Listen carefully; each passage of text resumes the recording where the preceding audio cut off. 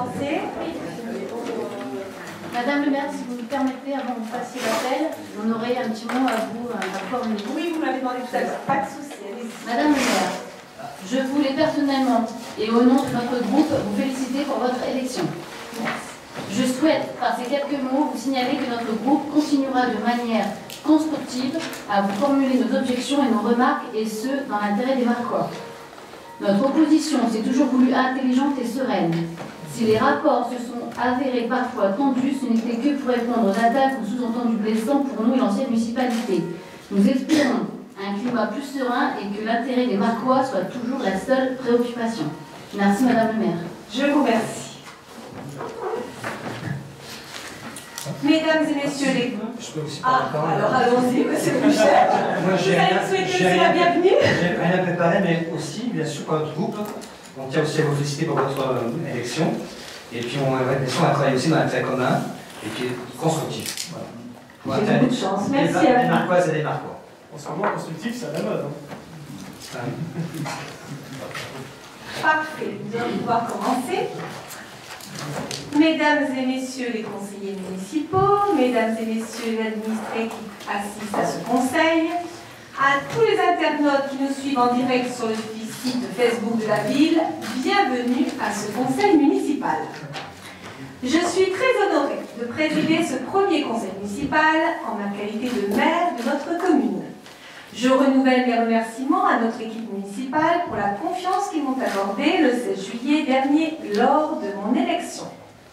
Avant de débuter la séance, j'aimerais vous faire part des différentes délégations que, par arrêté municipal, j'ai attribuées aux 6 adjoints et à certains conseillers municipaux. En effet, suite à mon élection en qualité de maire, j'ai souhaité, pour m'assister dans mes fonctions, confier des domaines de compétences à certains de mes colistiers. Aussi, M. Raymond Lefebvre, premier adjoint, s'est vu renouveler la charge des affaires financières de la commune, ainsi que les relations avec les habitants des hameaux du Fort-Vert et des Hem de Marque. Ma deuxième adjointe, Mme Véronique de Seigne, est en charge de la politique de la ville, du développement économique, de l'intercommunalité, de la santé, ainsi que du personnel communal. Monsieur Régis Bius, troisième adjoint, il est à ma gauche, est en charge de l'urbanisme, des travaux et de l'environnement. Madame Isabelle Jean-Pic, quatrième adjointe, a obtenu délégation dans le domaine de la solidarité et du logement. Notre cinquième adjoint, monsieur Fabrice Martin, s'est vu confier les transports, le centre social et culturel. Et enfin, Madame Laurence Louchet, sixième adjointe, est devenue référente dans le domaine des sports, des associations et tout ce qui concerne la culture. Pour nous assister dans nos fonctions, j'ai également par arrêté désigné 6 conseillers municipaux délégués, compétents dans les domaines suivants. Madame Sabrina Mercier pour la petite enfance, Madame Annette Wacheux pour l'emploi, la formation, ainsi que l'économie sociale et solidaire. Monsieur Marc Legros pour la sécurité, le risque nucléaire et l'environnement. Monsieur Quentin Guillaume pour l'éducation et la jeunesse. Monsieur Daniel Langlin pour le gymnase. Et enfin Monsieur Robert Pile pour les fêtes et cérémonies. C'est ainsi que j'ai souhaité reconduire pour l'essentiel notre nouvelle équipe municipale. Bien qu'il n'y ait pas eu beaucoup de changements, il me semblait important de vous en informer. Comme je vous l'ai déjà dit lors de mon discours du 16 juillet dernier, je sais pouvoir compter sur vous tous et je vous en remercie à l'avance. Dans ces conditions, j'ai fait le choix d'animer le conseil municipal de manière un petit peu différente. D'une part, dans un esprit de continuité, monsieur le député, en tant que conseiller municipal, s'installera à mes côtés pour me seconder et présenter les dossiers initiés sous son mandat. D'autre part, afin de donner toute leur place aux adjoints et conseillers, ces derniers vous présenteront directement les sujets ayant trait à leur domaine d'attribution. Ces précisions étant faites, je vous propose à présent de désigner M. Quentin Guillaume, le plus jeune de l'Assemblée, secrétaire de séance. Qui est contre? Qui s'abstient? Allons-y, Quentin, tu peux faire l'appel. Veuillez répondre par présent à l'appel de votre nom. Madame Noël Corinne. Présente. Monsieur Lefebvre Raymond. Présent. Madame Dessaigne Véronique. Présente. Monsieur Bius Régis. Présent. Madame Jean-Pi Isabelle. Présente. Monsieur Martin Fabrice. Présent. Madame Boucher Laurence. Présente. Madame Mercier Sabrina. Présente. Madame Wacheux Annette. Présente. Monsieur Pile Robert. Présent. Monsieur Legros Marc. Monsieur Langlin Daniel. Présent. Monsieur Guillaume Quentin. Présent. Monsieur Dumont Pierre-Henri. Présent. Madame Mani René. Présent. Monsieur Lamblin Richard, excusez, donne pouvoir à Monsieur Dumont Pierre-Henri. Monsieur Courtois Thierry. Présent. Madame Gessler Maryse. Présente. Madame Gattel René. Présente. Madame Gauthier Monique. Présente. Monsieur Masson Tony, excusez, donne pouvoir à Monsieur Pile Robert. Madame Fournier Annick. Présente. Madame Delcroix Nathalie. Présente. Monsieur Émile Bernard, donne pouvoir à Madame Fournier Annick, excusez. Madame Violet Épine. Présente. Monsieur Massé Christian. Présent. Monsieur Boucher William. Présent. Madame Branly Sandrine. Présente. Et Madame Carbonnier Thérèse. Présente.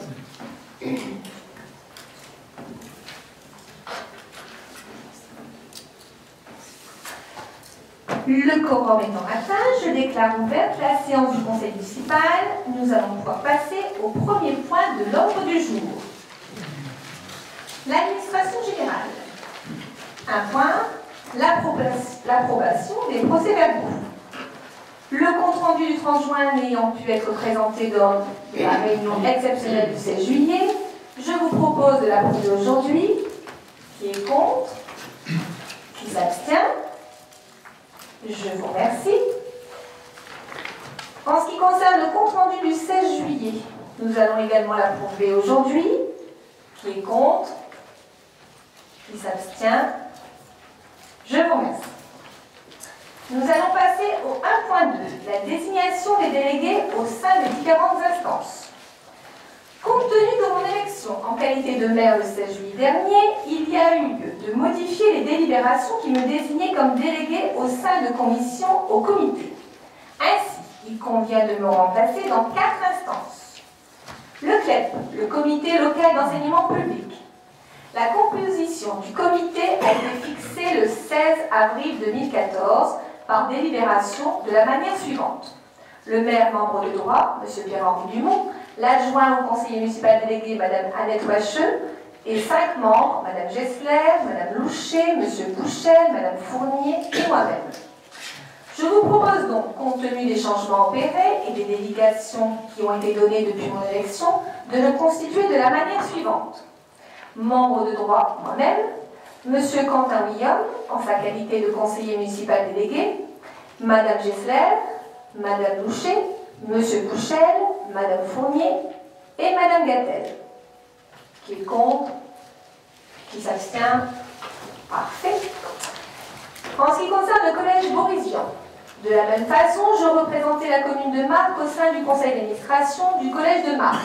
J'ai été assistée par Mme Gessler. Je vous propose donc de désigner en mes lieux et place M. Quentin William. M. Quentin William et Mme Gessler seraient donc, avec votre accord, les 2 représentants de la ville au sein du conseil d'administration du collège Boris-Vian. Pas de question? Qui est contre? Qui s'abstient? Je vous remercie. Le centre social et culturel.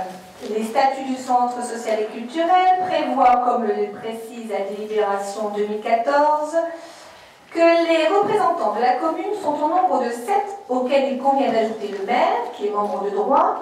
Jusqu'à ce jour, les membres étaient donc membres de droit M. Dumont, 7 membres Mme Wacheux, Mme Dessaigne, M. Martin, Mme Jean-Pi, M.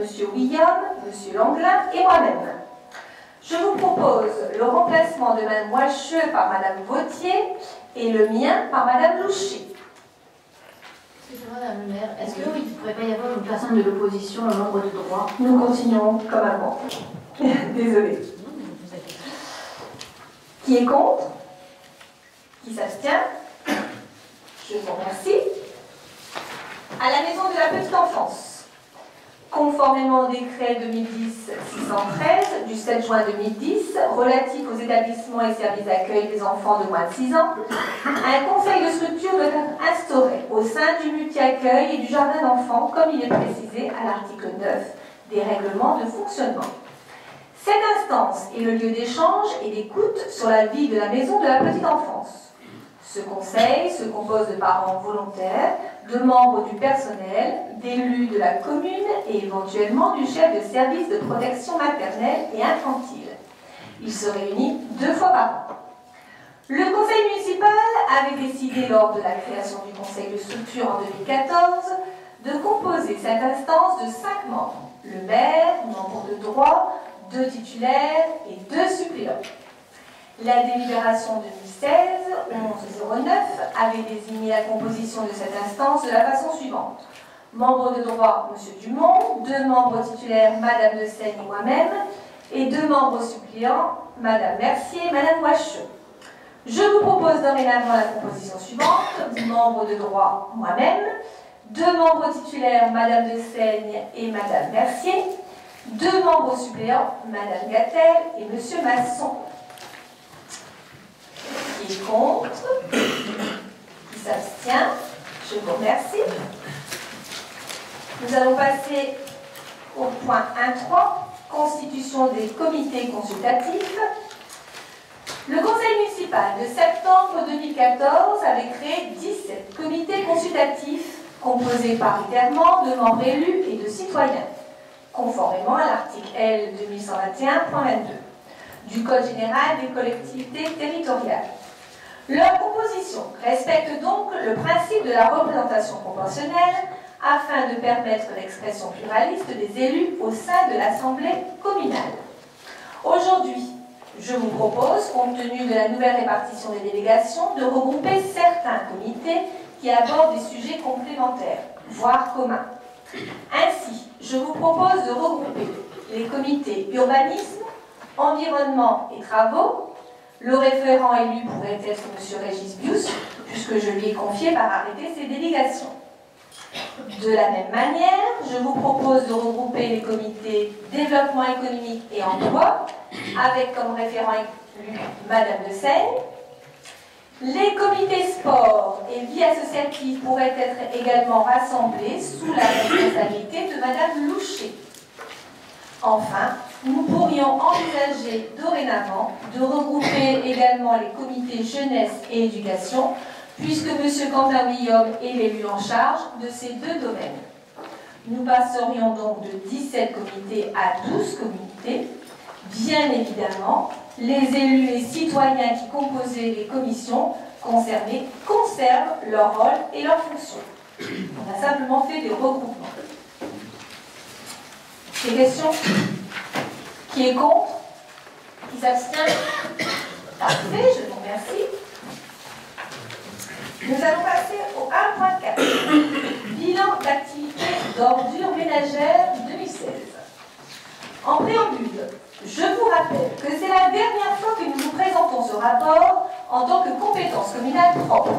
Les années prochaines, l'agglomération Grand Calais-Terre-et-Mer, qui a pris la compétence au 1er janvier 2017, conformément à la loi NOTRe, en assurera la mission. Le service était assuré par une équipe de 9 équivalents temps plein.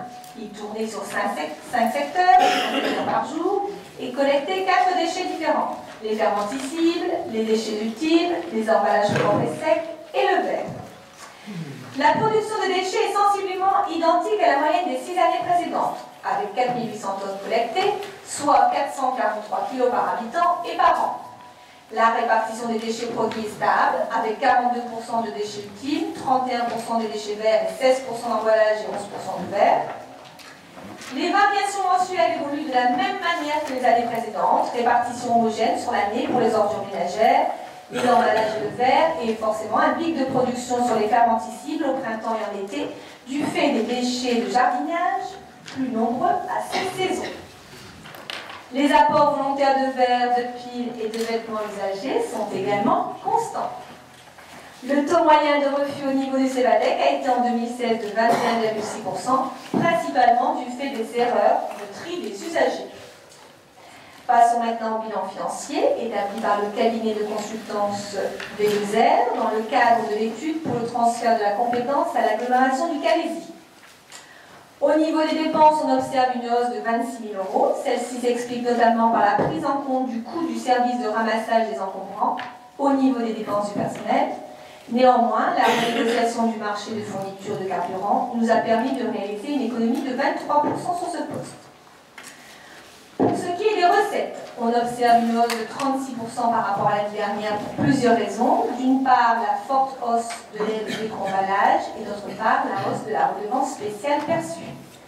Par ailleurs, la ville a perçu 801 375 € au titre de la taxe d'enlèvement des ordures ménagères, dont le taux était fixé à 11,9% pour 2016. En conclusion, malgré la hausse des charges, la hausse des recettes permet une diminution substantielle du coût de service de 79 000 €, soit 8,39 € de moins par habitant. Le rapport n'a pas à être approuvé. Je vous demande simplement de bien vouloir prendre acte du respect de cette disposition et que la communication réglementaire a été respectée. Nous allons passer au 1.5. Le rapport annuel d'activité 2016. Je vais laisser la parole à Madame Véronique de Seine, vice-présidente de l'assainissement au sein de Grand Calais Terres et Mers. Merci Madame le maire. Le Code général des collectivités territoriales demande aux communes adhérentes à un EPCI de présenter aux conseils municipaux les rapports sur la qualité et le prix du service public de l'assainissement. Nous avons donc reçu de Grand Calais Terres et Mers le rapport annuel sur le prix, la qualité du service public de l'assainissement pour l'année 2016. Ce rapport de 53 pages est à votre disposition pour ceux qui souhaiteraient le lire. Néanmoins, avec votre délibération, vous avez été destinataire d'une synthèse et le rapport n'a pas à être approuvé. Je vous demande simplement de bien vouloir prendre acte du respect de cette disposition et que la communication réglementaire a été respectée. Je vous remercie.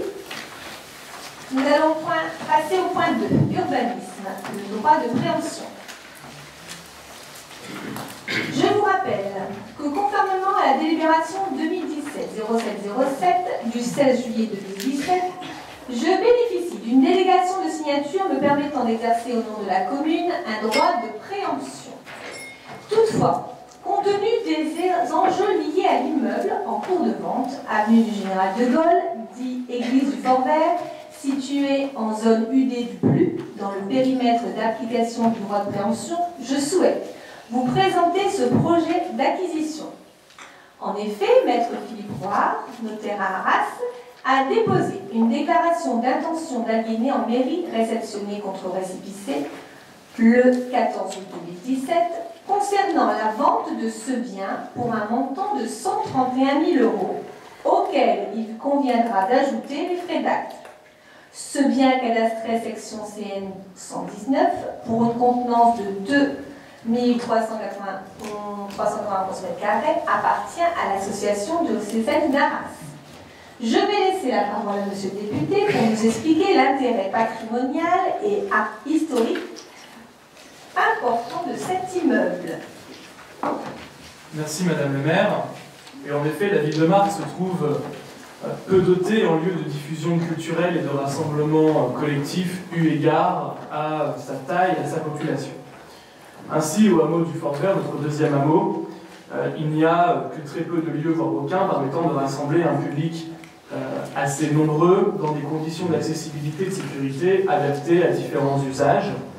Aussi, il semblerait pertinent de pouvoir y proposer un lieu polyvalent et modulable, capable à la fois d'accueillir des événements artistiques au plus proche de sa population et de pouvoir mettre à disposition de l'ensemble des Marquois un espace pour des réunions et des rencontres professionnelles ou associatives. La chapelle Notre-Dame de l'Immaculée Conception, puisque c'est son nom, est située idéalement dans un cadre verdoyant préservé, éloigné des plus proches résidences. L'espace intérieur permet d'abriter simultanément 200 personnes environ pour un séminaire ou un spectacle. Par ailleurs, son architecture spécifique offre des qualités acoustiques incomparables, comme cela a pu être de maintes fois confirmé lors des concerts, et comme cela pouvait être apprécié lors de différents offices religieux qui s'y déroulaient. Par ailleurs, une telle préemption permettrait de sauvegarder un édifice remarquable de la commune. En effet, l'aliénation de ce bien par un particulier ne pourrait préserver en aucune façon sa transformation architecturale, sa modification, voire sa destruction. D'autres logements pourraient également être construits autour ou devant l'édifice sans que nous ne puissions le contester. Dès lors, faire le choix de son acquisition au travers d'une rénovation, de conserver la charge symbolique de l'édifice en lui appliquant un usage contemporain nous semble adéquat. En outre, selon le Conservatoire du Littoral et Eden 62, questionné sur le sujet, le clocher apparaît intéressant pour permettre de réaliser à partir de son sommet une lecture du paysage de ce secteur, en particulier dans le cadre de l'interprétation du site naturel du Fort Vert et du projet du site des Deux Mers. Sa localisation à proximité de l'entrée sud du site du Fort Vert, à côté d'un place Pelletier, donc, permettrait d'y développer un lieu de départ pour des visites guidées nature en lien avec la ferme des Aigrettes, la maison nature et de l'environnement. Le service animation d'Eden 62 organisait déjà des visites et animations sur les circuits du Fort Vert et pourrait ainsi valoriser l'emplacement. La situation de Belvédère, que constitue la partie sommitale du clocher, pourrait là aussi permettre de concevoir un aménagement plus conséquent pour faciliter la lecture des ambiances paysagères ainsi découvertes. Le conservatoire pourrait même aider à sa conception. L'étude paysagère menée sur le secteur par le conservatoire en fin d'année 2016 montre d'ailleurs le potentiel écotouristique de ce territoire. On avait pu en discuter avec le directeur du conservatoire. Une telle opération impliquerait donc d'importants travaux sur le bâtiment et sur les abords pour transformer l'intérieur et les espaces verts environnants, tout en veillant à conserver la majesté du site. Il s'agit d'investissements qui ne seront pas engagés tout de suite, mais qui seront proposés sur les programmations budgétaires futures. Voilà pourquoi il me paraît judicieux, il nous paraît au groupe majoritaire judicieux, de réhabiliter la chapelle Notre-Dame de l'Immaculée Conception en espace municipal pour les Marcois et les habitants du Fort Vert, et pour ces raisons, je vous propose d'activer le droit de préemption de la commune sur cet édifice culturel. Je vous remercie. Merci, Madame Senet. Justement, oui, c'est une très bonne chose de faire valoir votre droit de préemption. Au sujet des travaux, vous avez évoqué de nombreux travaux. On a un coût, On n'a pas encore vous n'avez pas de coût, vous n'avez pas de chiffre du tout. On sait qu'il y a d'énormes travaux qui beaucoup moins que l'église quand même. On est allé sur place et Ouais, forcément on a bien vu qu'il y avait une différence par rapport au M où ça nous a coûté énormément. Oui, très cher. Mais non, on n'a pas de chiffre à vous préciser aujourd'hui. Okay, mais on veut quand même exercer notre droit de préemption de façon à ne pas laisser passer une telle offre forcément. Non, c'est une très bonne chose. Parfait. Pour la Monsieur Bouchet. Je suis également d'accord avec cette délibération. Il faut garder ce bâtiment pour la commune de Marc. Je crois qu'il y a un enjeu environnemental, touristique, historique. Les 131 000 € hors frais d'acte et négociations, est-ce que ça va être fait en décembre, cette vente, cet acte et c'est un budget 2018, normalement alors?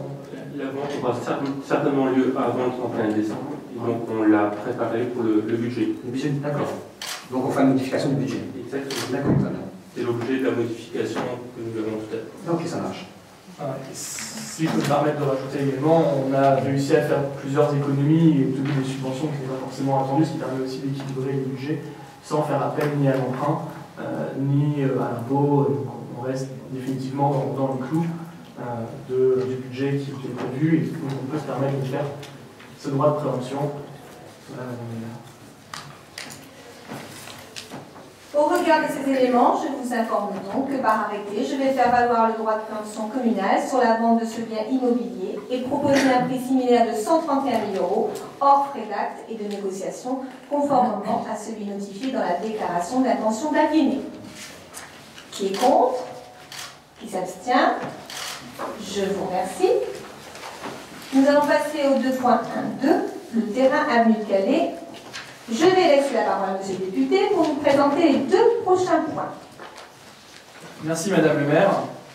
En effet, la commune a reçu d'office notarial Emery, notaire à Calais, deux déclarations d'aliénés, ce qu'on appelle des DIA, les 19 juin et 7 juillet 2017 pour la vente de terrains non bâtis pour un montant de 12 500 € hors frais de notaire par bien vendu. Il s'agit là de 2 parcelles cadastrées, section AD numéro 708 pour une contenance de 300 m² et AD 258 pour une contenance de 337 m² située entre le numéro 426 et 438 de l'avenue de Calais. La commune envisage l'acquisition de ces 2 parcelles qui représentent un intérêt en matière de logement pour le développement de la zone urbaine. De plus, le SCOT, le schéma de cohésion territoriale, envisage le développement de la commune de Marcq par le comblement de zones non construites situées en cœur de ville, identifiées notamment en zone AU du PLU, avec une obligation de densification urbaine qu'on appelle communément les dents creuses. D'ailleurs, le projet d'aménagement et de développement durable PADD approuvé le 20 février 2004 identifie clairement ces zones à urbaniser ainsi que leur vocation à recevoir de l'habitat. C'est dans ce cadre que la commune peut prétendre à se porter acquéreur de foncier nécessaire au développement intramuros de sa trame urbaine. Et j'invite donc Madame le maire à faire valoir le droit de préemption communale pour l'acquisition de ces terrains et propose l'acquisition au prix de 12 500 € en frais de notaire par bien vendu, soit conformément à celui notifié dans la déclaration d'intention d'aliéner. Voilà, Madame le maire. Merci, Monsieur le député. S'agissant de 2 parcelles et donc de 2 dossiers différents, nous allons passer au vote du premier terrain du contenance de 337 m². Qui est contre? Qui s'abstient? Je vous remercie. En ce qui concerne le deuxième terrain de 300 m², qui est contre? Qui s'abstient? Je vous remercie. Nous allons passer au point 2.2, vente du terrain sous l'EHPAD. Je vais laisser la parole à M. Régis Bius pour ce dossier. Merci Madame le maire. Alors, je prends un micro. Merci beaucoup. Messieurs Soyer et Legrand nous ont fait part de leur projet professionnel qui consiste en la création d'une exploitation hélicicole sur la commune de Marcq. Une surface de 5000 m² leur est nécessaire pour mener à bien leur projet. Nous leur avons proposé un terrain près de l'EHPAD pour une superficie totale de 3557 m², en sachant qu'ils vont se porter acquéreurs également d'autres parcelles privées situées aux abords. Les parcelles proposées à la vente ne présentent plus aucun intérêt pour la ville puisque, issues de la vente au profit de la vie active, elles sont aujourd'hui enclavées. Je vous propose de fixer la vente au prix de 2 € le m², prix qui correspond à celui du marché. Des questions? Merci, Monsieur Bius. Qui est contre? Qui s'abstient? Je vous remercie. Nous allons passer au point 2.3, le plan local d'urbanisme. Je vais laisser la parole à Monsieur le député pour nous parler de ce dossier. Merci Madame le maire. La commune a, par délibération numéro 2017-0206 en date du 14 février 2017, prescrit la révision allégée de son PLU afin de modifier le classement de parcelles de terrain, propriété communale, de la zone A à la zone UC pour la création d'une aire de covoiturage et d'une zone d'activité artisanale et commerciale.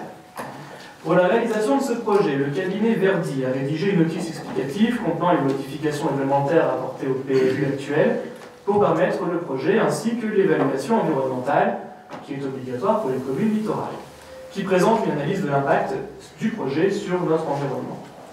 Dans le cadre de l'arrêt de ce projet qui vient clore la phase d'étude, le registre de concertation mis à disposition du public n'ayant reçu aucune remarque ni observation, je vous invite donc à considérer comme favorable le bilan de cette concertation, puis de procéder à l'arrêt du projet pour ensuite le soumettre aux personnes publiques associées, à savoir les communes limitrophes, la préfecture, la DDTM et toutes celles qui voudraient en dire sur ce point. Voilà, Madame le maire.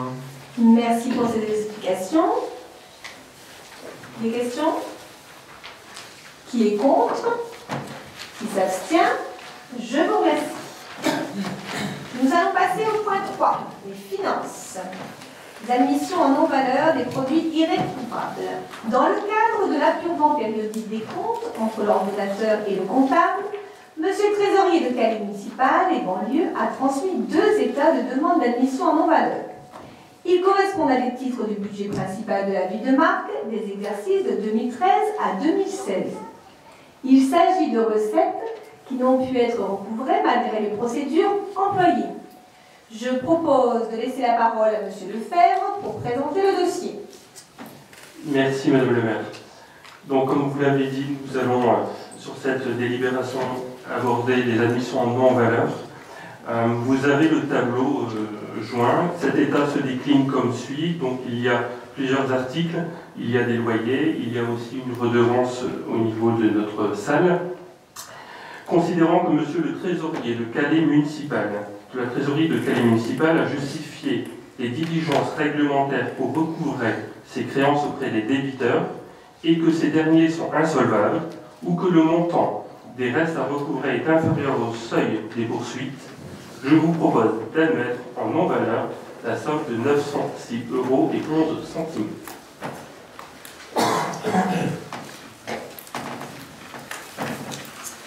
Merci, Monsieur Lefebvre. Nous allons pouvoir passer au vote.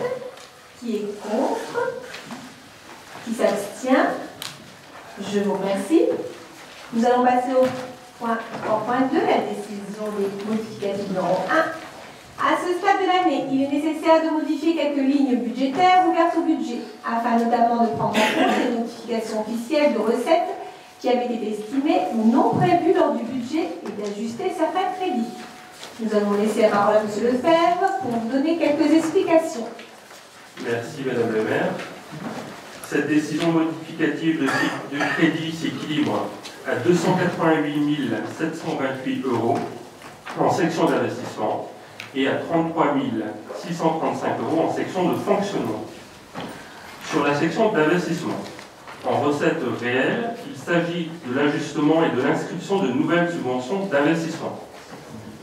Comme vous le savez, au niveau du budget, on inscrit toujours les subventions qui ont été notifiées. Et donc là, nous avons de bonnes nouvelles à vous annoncer, puisque nous avons eu la notification de nouvelles subventions. Donc vous trouvez sur les imputations 112, 1311 et 821 1321 une subvention du fonds interministériel de prévention de la délinquance pour l'installation d'un système de vidéoprotection pour la première tranche de 45 341 €. L'article 1316, une subvention de la Fédération départementale d'énergie pour les travaux de réhabilitation de la ferme des Aigrettes pour 3 939 €. L'article 1321, une subvention du Centre national pour le développement du sport pour la création d'un street workout au Driade pour 6 000 €. L'article 1323, une subvention ici complémentaire du département pour la création d'une aire de covoiturage à hauteur de 15 000 €, soit une subvention finale de 50 000 €. Enfin, les articles 1331 et 1341, il s'agit là aussi d'une dotation d'équipement des territoires ruraux, ce qu'on appelle la DETR 2017, pour les travaux de rénovation de la rue Victor Hugo, pour un montant de 101 148 €, et pour les travaux de réhabilitation de la ferme des Aigrettes pour 94 500 €. Donc, vous voyez, Madame la maire, c'est plus de 265 000 € de subventions supplémentaires que nous sommes allés chercher. En recettes d'ordre, il s'agit de l'ajustement des crédits pour les opérations patrimoniales pour 22 800 €. Ces opérations concernent des opérations d'ordre budgétaire au sein de la section d'investissement. Il n'y a donc pas de flux de trésorerie. Vous trouvez les plus 22 800 € sur cette ligne, et plus bas, nous allons retrouver les moins 22 800 €. Donc c'est uniquement un jeu d'écriture. Concernant les dépenses réelles d'investissement, elles évoluent de la manière suivante. Donc pour équilibrer notre budget, nous avons l'acquisition donc de 2 terrains avenue de Calais. Nous avons abordé ce sujet tout à l'heure pour 29 000 €.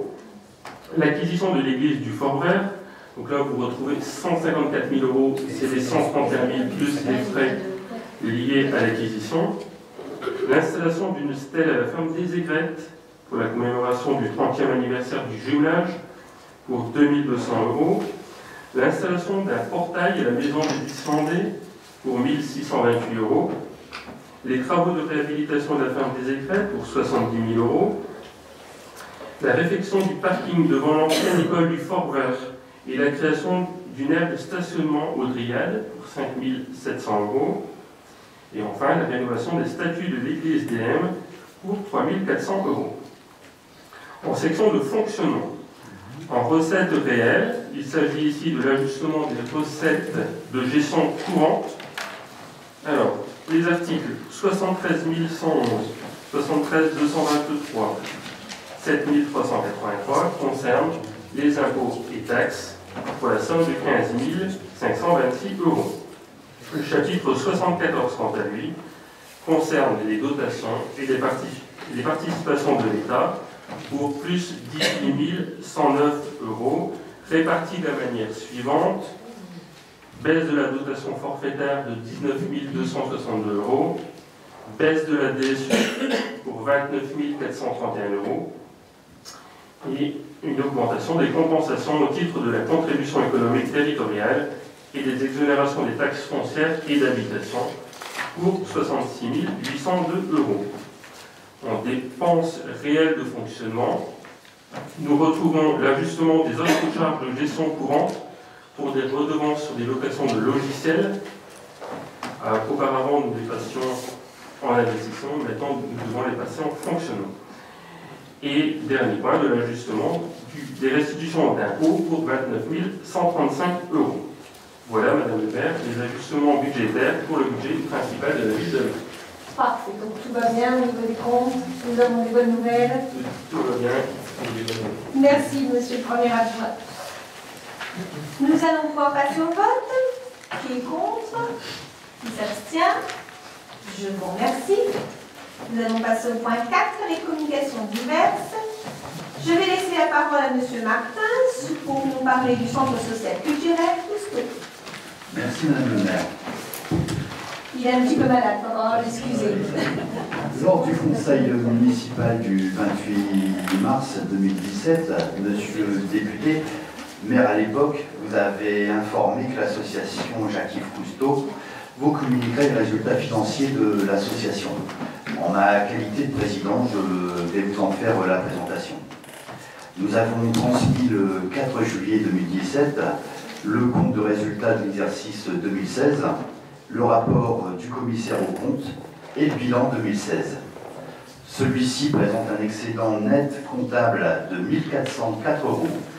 Comme l'an dernier, le commissaire aux comptes certifie que les comptes annuels sont réguliers et sincères, donne une image fidèle du résultat des opérations de l'exercice 2016, ainsi que la situation financière et du patrimoine du centre social et culturel Jacques-Yves Cousteau à la fin de cet exercice. En 2016, à mon arrivée à la présidence, beaucoup de travaux ont été réalisés, beaucoup de changements ont été opérés. Au niveau du personnel, des arrivées, des départs, des repositionnements des uns et des autres n'ont pas affecté la dynamique et la cohésion de l'équipe, bien au contraire. L'équipe du centre Cousteau a travaillé sur de beaux projets pour le bien-être des Marcois et grâce à un travail régulier avec la ville, la CAF, le département, sur des projets cohérents pour notre commune. Nous pouvons citer par exemple la complémentarité enfance, jeunesse et seniors avec le CMJ. Merci Sabrina Mercier, merci Quentin William. Le CCAS, merci Isabelle Jean-Pi. Et bien sûr le comité de jumelage, merci à Daniel Langlin. L'égalité des chances avec l'ouverture du contrat local d'accompagnement à la scolarité sur les 4 écoles primaires. L'innovation avec la création d'une maison digitale, première ouverture dans les Hauts-de-France, il faut quand même le souligner. La fin de l'année 2016 a également vu débuter le travail collectif pour le renouvellement du contrat de projet et l'agrément avec la caisse d'allocation familiale. Ce travail de 12 mois fait se rencontrer régulièrement professionnels, bénévoles, partenaires institutionnels et associatifs, usagers et habitants. Ceci afin de reformuler un projet social ouvrant de nouvelles perspectives, proposant des innovations pour un mieux-être de tous, sans aucune distinction. Pour 2017, de beaux projets sont déjà en cours, et cela à plusieurs échelles d'implication des habitants. Pour donner un exemple, Marc sera la première ville de la côte à mettre en place un UPP. Qu'est-ce qu'un UPP ? Les universités populaires... Non. Alors, les universités populaires de parents sont des groupes de parents qui mènent une recherche sur un thème lié à la parentalité avec l'aide d'un universitaire. Les parents se servent des résultats de leur recherche pour lancer des forums, des débats, proposer des partenariats avec les institutions. Et les portes s'ouvrent devant eux, les parents sont sollicités par exemple à participer au diagnostic et à l'évaluation de la politique publique. D'autres projets se sont également mis en place. Le projet de solidarité internationale nommé Chantier de vie partagée, qui a pour but d'accompagner des jeunes majeurs marquois dans leur parcours d'insertion à travers un projet de rénovation d'écoles au Togo. Désolé, j'ai un peu la gorge sèche, je suis un peu... Alors, ensuite, nous avons également le repère café, mené par des habitants bénévoles. Le grand principe, c'est de réparer ensemble.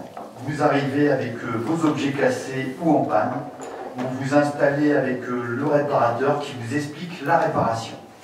Les réparateurs échangent entre eux les outils, mais aussi leur savoir-faire dans un grand esprit de solidarité. Ça, c'est important à souligner. Vous pouvez rendre visite d'ailleurs au repère café seulement pour le plaisir, même si vous n'avez rien à réparer, l'entrée est libre, bien sûr. Ensuite, nous avons pour terminer l'Abatou à Marc, c'est l'Abatou-Kada, je ne sais pas si vous savez ce que c'est. C'est un groupe donc, de Marcois volontaires qui souhaitent mettre en place un groupe de percussion déambulatoire qui pourra défiler et représenter notre ville dans un futur très proche.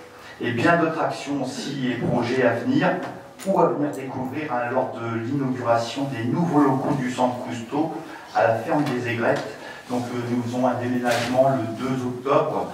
Nous ferons certainement l'inauguration courant janvier, voire février. Je vous invite tous à venir découvrir les nouveaux locaux et les nouvelles actions que l'on entreprend pour la ville de Marc. Je vous remercie. Merci Monsieur Martin pour toutes ces explications. Vous avez réussi à aller jusqu'au bout. Parfait. Nous allons passer au 4.2 de la place de l'Europe. Je vais laisser la parole à Monsieur le député pour qu'il nous fasse le point sur les travaux de la place de l'Europe et sur les travaux dans leur globalité. Merci Madame le maire. C'est dissipé, dis donc. Fabrice, c'est toi qui fais dissiper tout le monde comme ça? C'est la voix de Stentor qui... oui, c'est ça, de Stentor. Blague à part. Donc, je désirais en effet faire un point avec Madame le maire sur les travaux de la place de l'Europe et du centre-bourg, parce que, vous savez, c'est le projet majeur de la mandature, et en la qualité d'ancien maire, mais également de président du groupe majoritaire, c'était également important de pouvoir vous apporter ces précisions. Tout d'abord, le bilan sur la rue Victor Hugo qui a été terminé, tout le monde évidemment a pu déjà constater largement la qualité des travaux. C'est un coût total de 612 000 € hors taxes sur cette rue, et nous avons obtenu 62% de subvention sur l'opération, c'est-à-dire que le reste à charge de la commune était de 230 000 € sur les travaux de base. Donc c'est plutôt un très très bon résultat sur de la voirie d'avoir autant de subventions. Les partenaires étaient l'Union européenne, l'État via le SIPL, la réserve ministérielle, le Fonds d'intervention et prévention de la délinquance, la DETR, l'agglomération Grand Calais Terres et Mers et la Fédération de l'énergie. On a vraiment été chercher l'ensemble des partenaires possibles. En ce qui concerne le parc urbain et les rues adjacentes, c'est-à-dire la deuxième phase des travaux, le dossier a été présenté à la commission achat par le maître d'œuvre, le cabinet Osmose à Roubaix. Les marchés de travaux concernant la totalité de l'opération ont donc été attribués par cette commission d'achat du 14 septembre 2017. Et je vous informe que la signature des marchés aura lieu le jeudi 5 octobre 2017. Donc vous êtes bien évidemment toutes et tous invités à venir participer à cette signature des marchés, avec deux lots qui ont été attribués. Le lot 1 concernant les travaux d'aménagement pour le groupement EFH Travaux Publics et Agrigex, ex-SA2E, pour 3 350 704 € et 76 centimes hors taxe.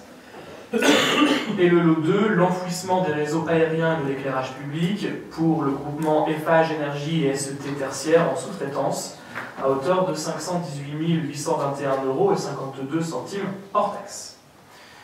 En ce qui concerne l'étalage dans le temps de ces travaux, parce qu'évidemment nous ne pouvons pas tout faire au même moment, cela se fera de la façon suivante.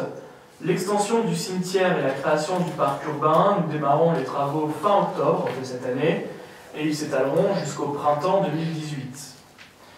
La place de l'Europe et l'avenue de l'aéroport, nous démarrons les travaux printemps 2018 jusqu'à la fin de l'année 2018. En ce qui concerne le parvis de l'église, la rue des Tilleuls, la rue Saint-Martin, nous démarrons les travaux au printemps 2019 et nous prévoyons une fin pour l'été 2019.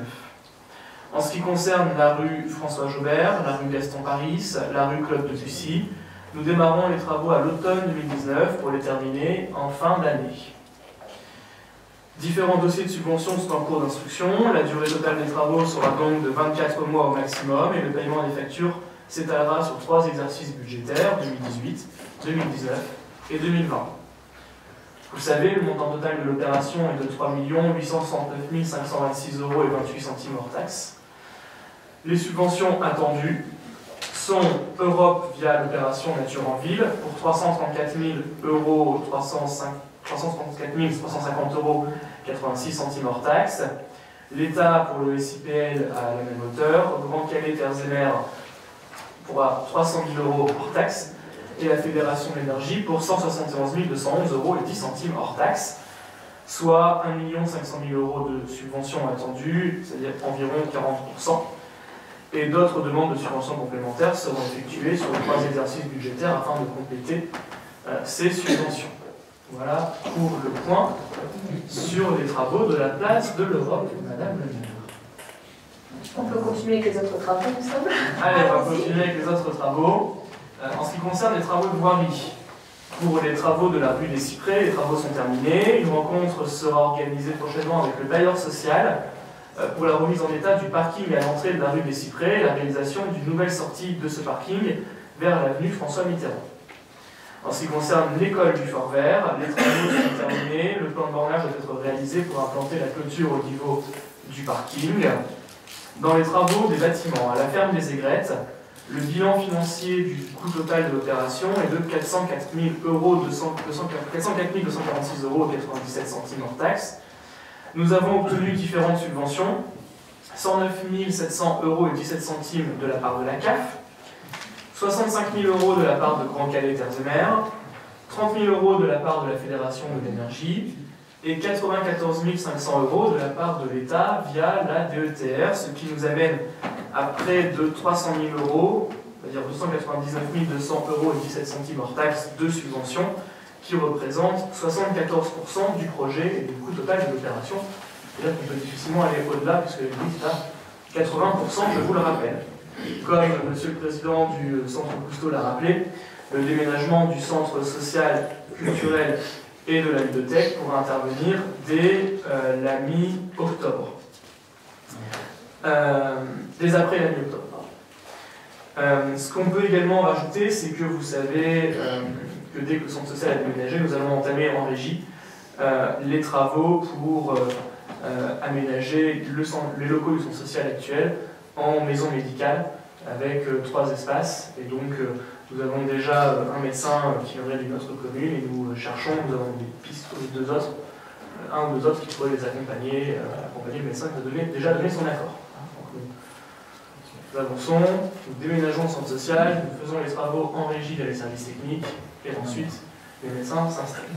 Voilà, donc disons, le plus vite possible, on peut tabler sur un premier trimestre 2018. En ce qui concerne les travaux d'aménagement extérieur, la réalisation d'un terrain de street workout, donc c'était le gagnant de la première édition du budget participatif. Les travaux sont terminés le 28 septembre, c'est-à-dire hier. Et l'inauguration officielle se fera le samedi 21 octobre à 11 h.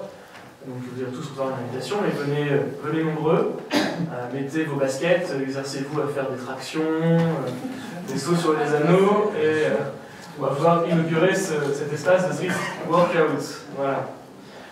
On ne filmera pas en direct sur Facebook, je vous le promets. On fait ce qu'on peut. Hein. Non, parce que je me souviens que sur l'ère de fitness outdoor, on avait tous les présents, on avait fait un peu d'exercice, donc j'attends la même chose sur le street workout, bien évidemment. C'est un petit peu plus difficile aussi. Sur les travaux en régie, les aménagements des services techniques, alors vous savez qu'on a fait des grands plans de réaménagement des services techniques, en faisant un grand coup de rangement si on avait besoin, monsieur le directeur des services techniques. Également, on a aménagé beaucoup de bureaux, on a pu faire ce qui avait été fait déjà ici en mairie pour les services administratifs, cette fois-ci au niveau des services techniques. Et donc ça touche à sa fin, les châssis extérieurs sont posés et l'aménagement complet des derniers bureaux se fera courant octobre. On avait également lancé une étude sur le quartier des Hautes Communes. L'assistant maître d'ouvrage INGEO a rencontré avec la direction des services techniques l'ensemble des concessionnaires le 20 septembre. Une consultation pour retenir un maître d'œuvre sera réalisée en 2018. Les premiers travaux pourraient débuter à l'automne 2019, l'objectif étant de réaliser les travaux sur 18 mois maximum, avec un étalement budgétaire sur 3 ans. Voilà ce que je pouvais dire pour les différents travaux, Madame le maire. Merci, Monsieur le député. Vous allez pouvoir enchaîner avec la Commission nationale d'aménagement commercial pour l'enseigne Carrefour. Pas le temps de se reposer. À l'Assemblée, c'est 2 minutes, donc du coup, voilà, je suis obligé d'être concis maintenant. C'est bientôt fini, ça va aller. Je suis un peu sec là, hein. Je vais arriver comme Fabrice à la fin avec une voix de ténor italien. Après, il y aura d'autres personnes. Bon, On je suis vraiment rassuré. Alors, oui, un point également sur la Commission nationale d'aménagement commercial pour le déménagement du groupe Carrefour. Nous avions eu, vous connaissez tous évidemment le projet de déménagement du Carrefour. Nous avons eu donc un avis favorable à l'unanimité de la commission départementale d'aménagement commercial. Cependant, un recours avait été déposé par le groupe Lidl sur cette décision, recours qui a été jugé en CLAC. Et donc, si je vous fais la genèse, l'enseigne Carrefour Market avait déposé le 19 décembre 2016 une demande de permis de construire pour agrandir la surface du magasin de la rue Pasteur et le transférer sur la zone Auguste et Ville-Lumière. Actuellement en cours d'instruction, le dossier de permis a fait l'objet d'un recours déposé par l'enseigne concurrente Lidl au droit de la CDAC. Le dossier a donc dû être présenté et défendu auprès de la CNAC, donc la Commission nationale, cette fois-ci d'aménagement commercial, lors d'une séance qui s'est tenue le 11 septembre 2017. J'étais présent en tant que représentant du conseil municipal lors de cette séance. J'ai défendu le projet de transfert du magasin Carrefour Market et au sortir de cette commission, la CNAC a rendu un avis extrêmement favorable au projet de transfert de l'enseigne commerciale. C'est-à-dire qu'il n'y a plus d'obstacle devant nous. La date limite de fin d'instruction, tout délai confondu, c'est-à-dire une fois que le permis aura été purgé, nous amène au 6 décembre 2017. Le nouveau magasin Carrefour ouvrira donc ses portes courant octobre 2018. Nous entrons donc dans la phase maintenant d'échange détaillé sur le devenir du site actuel du Carrefour, des pollutions, réaménagement, en écoquartier et avec la question de la halte ferroviaire. Mais tout ça, vous connaissez déjà, parce que c'est dans le PADD que nous avons étudié dans le PLU qui va arriver. Voilà, madame le maire. Parfait. Parlons un petit peu.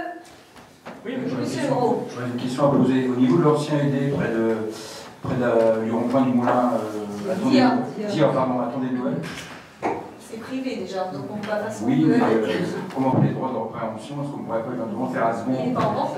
Ah, pardon. Il n'est pas en vente du tout. Je rien dire. C'est une affaire qui va de privé à privé. Donc en effet, voilà, c'est plus compliqué parce que comme c'est pas en vente, c'est un deal. Bon, il s'avère que je pense que le prix demandé est un prix qui est quand même relativement élevé dû à l'emplacement.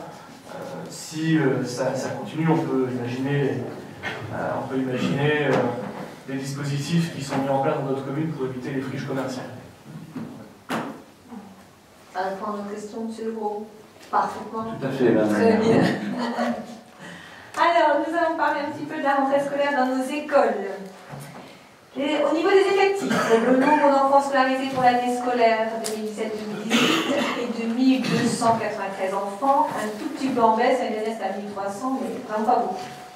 Nous avons une nouvelle classe de CM2 à l'école élémentaire du Moulin, aucune fermeture de classe. Les enfants sont répartis pour l'élémentaire 848 enfants. À Victor Hugo, je vous précise qu'il y a 11 classes, au Moulin 10 classes, aux Hautes Communes 10 classes et au M 4 classes. En maternelle, nous avons 445 enfants dans notre commune. À l'aéroport, 5 classes, le Moulin 5 classes, Haute Commune 4 classes et l'école DM 2 classes. termes de la FIPD. Faisant suite à une circulaire du 22 août pour la mise en sûreté des établissements scolaires dans le cadre de la rentrée 2016 et à une déclaration que nous avions prise à l'unanimité le 20 septembre 2016, nous avons déposé une demande de subvention auprès du ministre de l'Intérieur d'alors. Celle-ci avait pour objet la sécurisation de l'ensemble de nos établissements scolaires au 10 octobre 2016, après que les établissements de la commune nous aient transmis les plans de mise en sûreté actualisés au risque terroriste. Le programme de sécurisation correspond à des travaux dont le montant s'élève à 112 616 € pour l'ensemble des établissements. Cela inclut les clôtures, portails, portillons, visiophones et alarmes. La subvention pourrait potentiellement correspondre à 80% de ces travaux. La fiche d'instruction est claire. Il est impossible de commencer les travaux avant d'avoir obtenu l'accord sur cette subvention sous peine de perdre le bénéfice de cette subvention. À ce jour, nous n'avons malheureusement aucun retour du ministère. Malgré les relances de M. le député, mais aussi des services, malgré l'avis très favorable de notre sous-préfet de Calais, qui m'a confirmé lors de notre entretien en août. Donc nous sommes obligés d'attendre, et c'est vrai que c'est parfois difficile pour l'école Moulin, par exemple, qui attend vraiment avoir des grilles un peu plus hautes. Mais malheureusement, nous sommes obligés d'attendre, sinon on perd le bénéfice de la subvention. J'espère que ça va arriver très vite. On relance régulièrement. En ce qui concerne les écoles, Quentin, nous avons fait aussi le tour fin août pour faire le point des travaux avec d'autres élus. Nous avons fait aussi le tour des enseignants et des directeurs début septembre. En ce moment, nous faisons aussi un petit tour dans les cantines. Lundi dernier, je ne sais plus qui m'a accompagné, monsieur le député et d'autres élus. On a mangé avec les enfants, on a pris des pâtes. Et puis ça m'a encore bien fait un prêt, parce qu'il y a la même portion que les enfants, je suis désolée. Alors, nous souhaitons aller la semaine prochaine, lundi prochain, au Moulin. C'est des pâtes. C'est encore des pâtes. Non, vous mangerez la même chose que les enfants, je suis désolée. Donc, c'est l'occasion pour nous de discuter avec les agents qui sont sur place, mais aussi discuter avec les enfants. On espère pouvoir améliorer un peu les conditions d'accueil. Et c'est vrai que je pense qu'en étant sur place, on réalise mieux ce qui se passe. Donc voilà pour nos petits tours. En ce qui concerne les travaux, donc un coût total de 130 000 €. On a eu des remplacements de fenêtres, des remises en peinture de salles, de couloirs, le remplacement de lave-mains.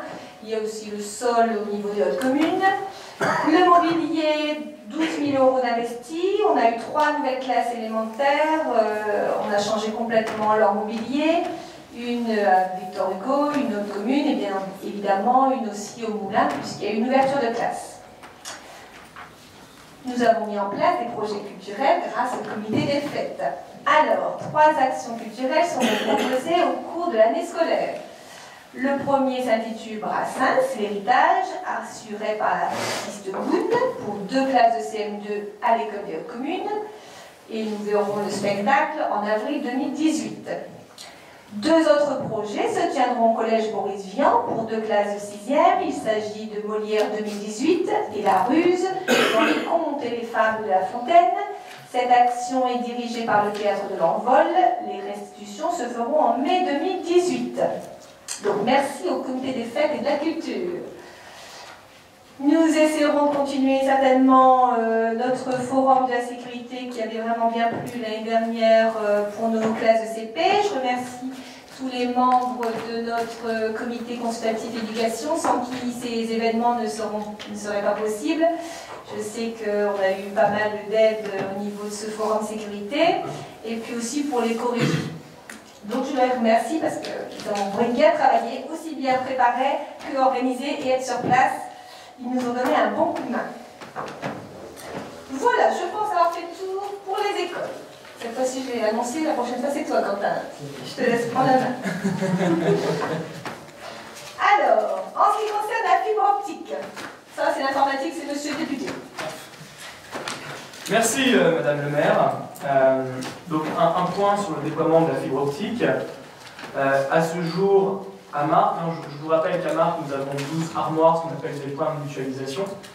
Alors qu'il y en a 131 sur l'ensemble de l'agglomération de Montpellier-Terre-et-Mer. Donc sur nos 12 armoires marquoises, nous en avons 3 qui sont ouverts et commercialisables, c'est-à-dire un quart.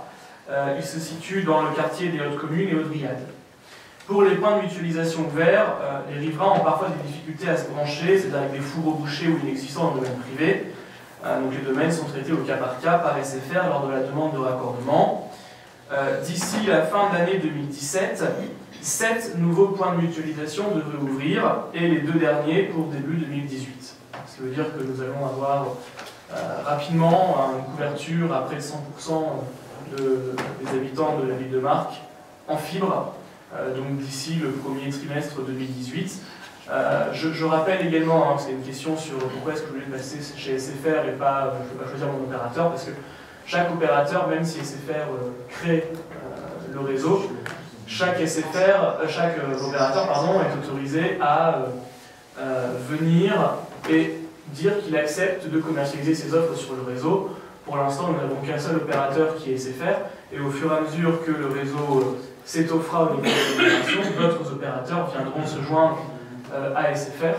Et donc, il y a un choix, on va être très clair, il y a un choix qui va se poser aux Marquois, c'est ceux qui sont chez SFR, ils basculeront sur la fibre assez facilement. Ceux qui ne sont pas chez SFR, ils attendront peut-être, ils ont un choix à faire entre attendre que leur fournisseur actuel arrive, ou alors changer pour le fournisseur qui est actuellement présent, qui est donc SFR.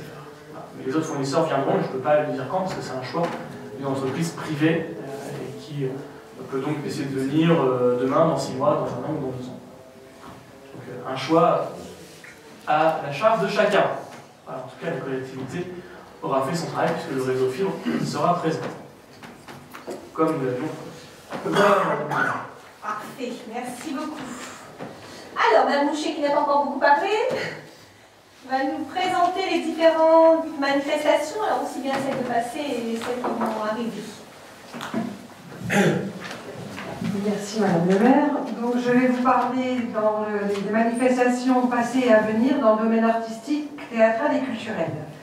Donc dans les événements passés, il y a eu le samedi 1er juillet qui marquait le 30e anniversaire du jumelage avec une cérémonie officielle à la ferme des Aigrettes, puis la traditionnelle fête de l'été après le relais avec structure gonflable et caucherie sur la place de l'Europe. Le vendredi 14 juillet, guinguette républicaine à la ferme des Aigrettes avec les amis de l'accordéon en animation. Le dimanche 23 juillet, la braderie brocante organisée par le FJEP Cyclotourisme sur l'avenue Général de Gaulle, plus de 300 participants.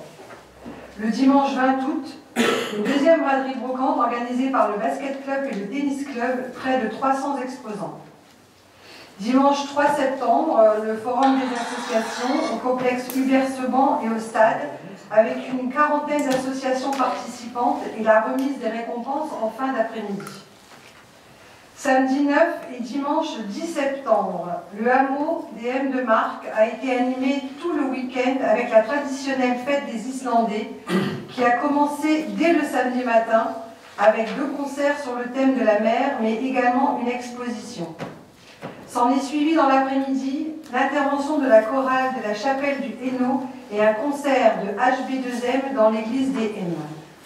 Le soir, le repas moule frites avec un podium de chanteurs ainsi qu'un feu d'artifice sur le stade des M où 400 personnes étaient réunies.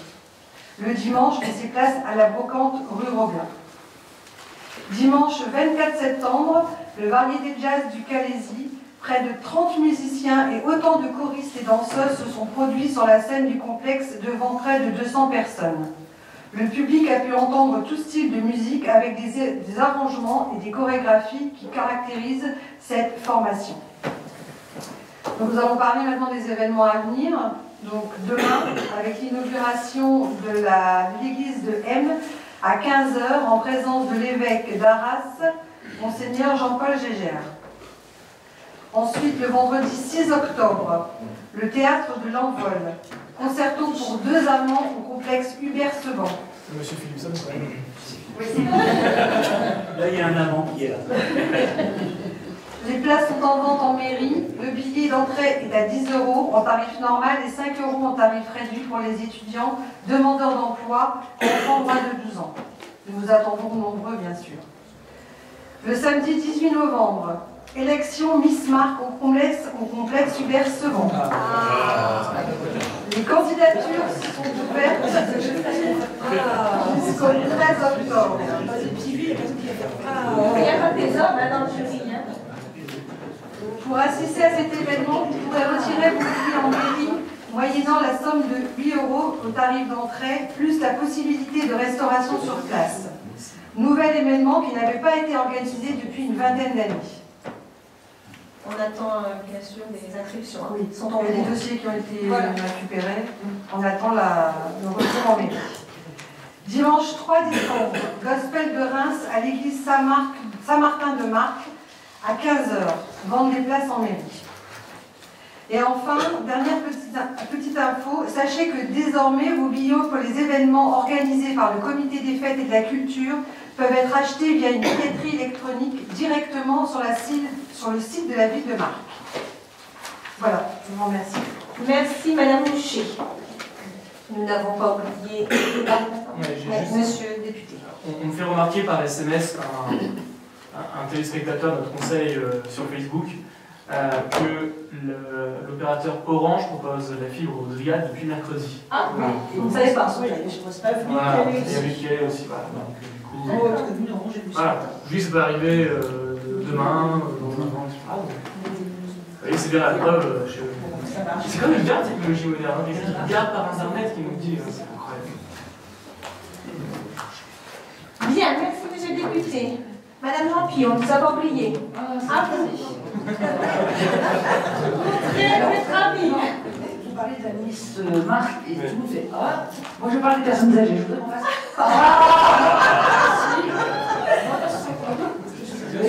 ça compte. Alors sur les événements passés, nous avons donc eu le repas de la Ducasse le mercredi 21 juin 2017. Donc ce repas, il y a eu 90 personnes qui ont assisté et le repas était animé par l'orchestre Claude Caron. Le repas de la rentrée a eu lieu le mercredi 20 septembre 2017. Là, ce repas, on a quand même eu 418 personnes. Bon, on sait que le repas de la rentrée, généralement, ça ramène du monde. Donc là, l'orchestre était animé par M. Patrick Damy et Jérôme Desnaux. Donc ce jour-là, nous avons toujours, c'est fait dans les us et coutumes, on remet donc un bouquet de fleurs à la doyenne du repas, qui était donc Madame André Pochet, 92 ans, et une bouteille de vin au doyen, qui était Monsieur André Danel, 95 ans. Avant, il faut savoir, et je remercie Madame le maire et Monsieur Quentin, parce que nous sommes allés avant à l'EHPAD, parce que les gens ne peuvent pas éventuellement se déplacer. Et donc à l'EHPAD, nous avons remis également un bouquet de fleurs à la doyenne. Et là, pas une bouteille de vin, parce que le monsieur, avec son traitement, n'y avait pas le droit. Il a eu le droit de l'eau de toilette. C'est bien aussi. On le fait parce qu'il n'y a pas de raison, même si les gens ne peuvent pas se déplacer, il n'y a pas de raison. Alors il faut savoir également que lors de ce repas, nous avons reçu la doyenne de la ville, qui est donc Madame Georgette Semagne, qui a 99 ans, qui aura 100 ans l'année prochaine. Et je dis ça avec plein d'émotion, parce que c'est ma grand-mère. Et donc c'est la doyenne, c'est la femme la plus âgée de Marc, que ce soit au niveau de la ville ou de l'EHPAD. Et encore du favoritisme. Ouais, c'est ça. Non, donc par contre, elle ne peut plus assister au repas, mais j'ai eu la chance que ma maman et ma tante aient pu l'amener une demi-heure pour que les gens du repas puissent la rencontrer. Et elle était en forme, parce qu'elle adorait danser. Voilà. Et j'espère qu'elle aura 100 ans l'année prochaine, parce que si elle a 100 ans, moi je fête mes 50 ans, et je suis sa petite fille, et on fera une grande fête à Marc. Voilà. Oui, bien sûr. Alors, pour les événements à venir, donc nous avons un thé dansant qui est prévu le jeudi 26 octobre de 14h à 19h. Et là, le thé dansant sera animé par l'orchestre de M. Stéphane Varese. Donc, lors du thé dansant, les gens auront une part de tarte et une boisson. Ensuite, nous avons le repas de Noël prévu le mercredi 6 décembre. Donc, les tarifs n'ont pas changé, c'est 25 € pour les Marcois de plus de 65 ans et 40 € pour les personnes extérieures. Voilà. Et ensuite, nous avons également notre colis de Noël, en sachant que l'année dernière, nous en avons fait 1675. Voilà. Donc, n'hésitez pas, si vous ne savez pas quoi faire, nous avons besoin de bénévoles pour préparer les colis. Vous êtes bienvenus. Voilà. Merci. Parfait. Alors, un petit peu de jeunesse avec Monsieur William. Merci Madame le maire. Donc je prends la parole ce soir dans le cadre de ma délégation à la jeunesse pour vous faire part des événements passés cet été. Tout d'abord, un point rapide sur les accueils de loisirs qui se sont déroulés au module du stade Jean-Claude Agnuret. La ville a accueilli cet été 567 enfants du 10 juillet au 30 août. Tout s'est bien déroulé et les enfants ont pu participer à de nombreuses activités et sorties encadrées par une équipe d'animation de qualité. Les 2 fêtes de fin de centre ont d'ailleurs fait salle comble pour le bonheur des parents. Par ailleurs, nous avons renouvelé pour la 3e fois la colonie été. Ainsi, du 15 au 28 juillet, 48 adolescents de 13 à 15 ans ont pu profiter d'un séjour au Grau-du-Roi, dans le sud de la France. Beaucoup d'activités aquatiques étaient proposées aux jeunes, le tout sous un soleil radieux. Enfin, dernier point que je voulais aborder avec vous, les événements passés que le conseil municipal des jeunes a organisés. La boum de l'été, le mercredi 5 juillet, a réuni près de 200 jeunes du CM2 à la 3e. Une sortie à Paris a également été organisée le vendredi 14 juillet pour récompenser les jeunes élus de leur investissement à l'issue de leur première année de mandat. Ils ont pu ainsi assister au défilé du président de la République en tribune d'honneur sous un soleil de plomb pour ne pas dire radieux. Pour les événements à venir, donc il y aura le maintien des accueils de loisirs pendant les vacances scolaires. Notons par ailleurs que suite au retour à la semaine des 4 jours, nous avons ouvert les accueils de loisirs à la journée le mercredi. Enfin, donc, le CMJ organisera le bal d'Halloween le mardi 31 octobre de 16h30 à 18h30 pour les enfants du CP au CM1 et de 19h à 22h pour les jeunes du CM2 à la 3e. Les invitations sont à récupérer en mairie à partir du lundi 2 octobre. Je terminerai par l'événement Happy Noël que le CMJ a reconduit cette année. J'invite ainsi les Marcois à faire preuve de solidarité envers les enfants malades de l'hôpital de Calais, en venant déposer un jouet en bon état en mairie au cours du mois de novembre. La distribution de ces jouets au service pédiatrique aura lieu courant décembre. Je vous remercie. Merci, Monsieur William. Alors, en ce qui concerne le recrutement de notre nouveau directeur général des services, je suis heureuse de vous apprendre l'arrivée d'un nouveau directeur au sein de la mairie. Monsieur Renaud Follet, actuellement DGS à la ville de Boulogne, devrait faire son entrée ici, au sein de notre mairie, d'ici la fin de l'année. Vous avez déjà dû voir des articles dans les journaux, c'est déjà annoncé. Mais je l'ai présenté cette semaine à quelques agents ici en mairie. Ils sont ravis de le voir arriver. Voilà, vous avez également en fin de dossier, en annexe, tout ce qui était les dossiers réglés en vertu de l'article L 2122.22 du Code général des collectivités territoriales. Je ne vais pas prendre le temps de tout relire, je suppose que vous avez eu le temps de regarder chez vous. Y a-t-il des questions? Aucune. Parfait. Un premier conseil municipal qui se déroule parfaitement, c'est une bonne chose. Je vous remercie. Je vous remercie beaucoup. Ah, Monsieur Lecros, attention, c'est pas je viens de dire que tout s'était bien déroulé. Oui, monsieur le député, qu'en est-il des avancées au niveau de nos migrants sur Marc?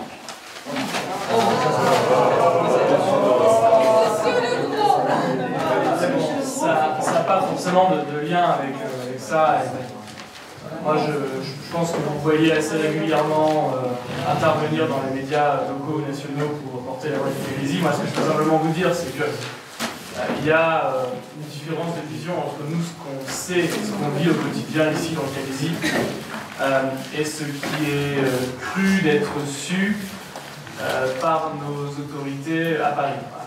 Il y a très clairement un manque de connaissance de la part des différentes autorités, au duquel le ministère de l'Intérieur et du gouvernement, de l'arrivée de la situation du Calaisis et quand je suis entouré d'associatifs, de personnes qui n'ont pas le même niveau que nous forcément, quand je leur dis qu'on a 5 à 700 migrants sur le Calaisis et que ça continue à poser problème, on a vu le retour des barrages de l'autoroute, on a vu une présence assez inquiétante aux alentours des habitations, par exemple à côté de la zone de la Turquerie.